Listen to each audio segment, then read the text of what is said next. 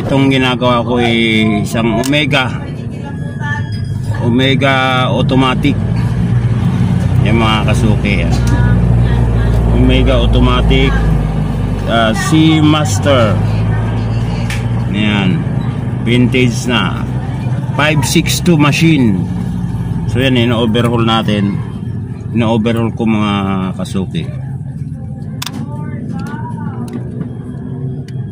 Ayan.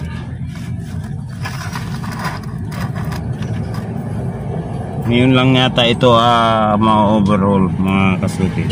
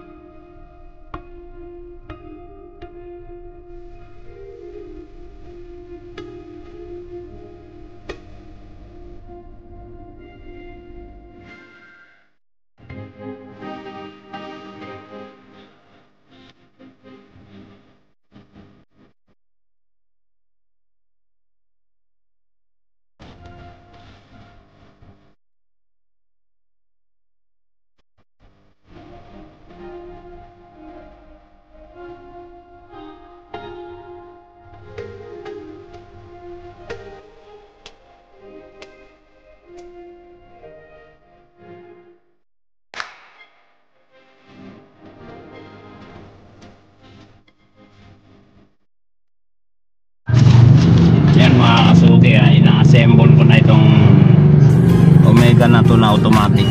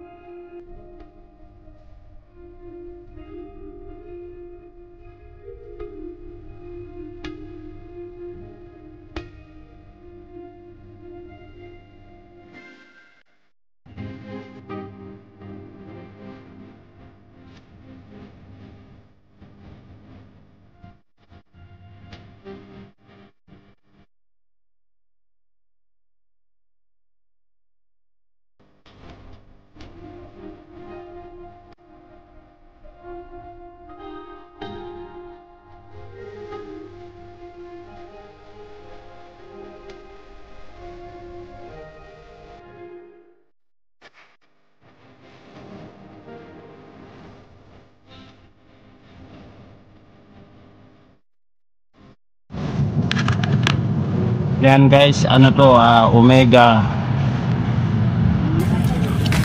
565. Yan, pinalitan natin ng stem kasi yung dating stem niya putol. So, bagong stem.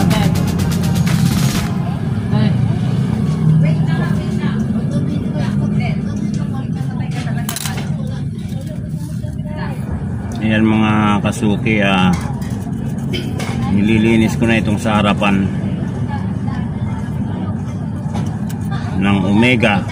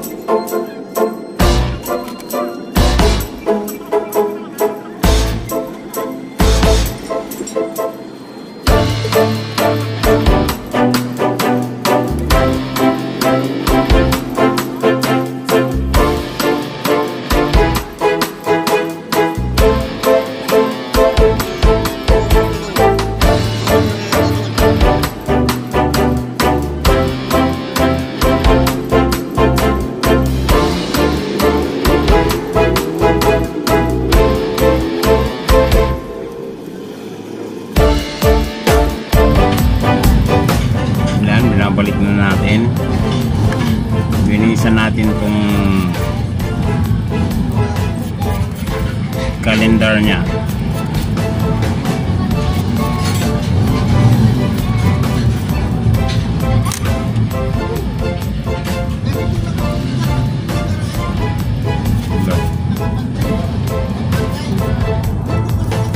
Tagal na to eh. Lahat ng mga nakapending dyan, gagawin na natin. Omega. Original to, Omega. Diyan yun, no? Parang ano siya, no? Tanso. Hindi na tayo kasi pag ganyan kulay, no? Omega yan, no?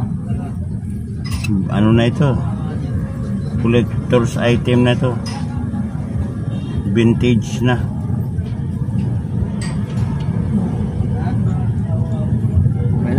So yan mga guys, mga kasuki, no? Ito na yung in-overhaul ko na Omega automatic. Yan. Omega watts Swiss automatic 562 machine. Yan. Original po yan. Ayan. Umaandar na siya. So in-overhaul natin itong harap at saka likod. Yan. Ngayon ang diferensya nito mga kasuki is putol ang stem. Ayan. Ito may naiwan pang kaputol na dito sa may tubing niya. Tapos ito yung kaputol na stem. Yan, ito bagong stem na siya. Yan mga kasuki. So yan, kondisyon na ito. Ayan na, ito na yung relo mo Kuya Rene. Yan, maandar na. Inayos na rin dito natin sa harapan, no? Kasi hindi sumasama yung takbo lang siya, pero hindi umaandar itong minute hand tsaka hour hand. Ayan.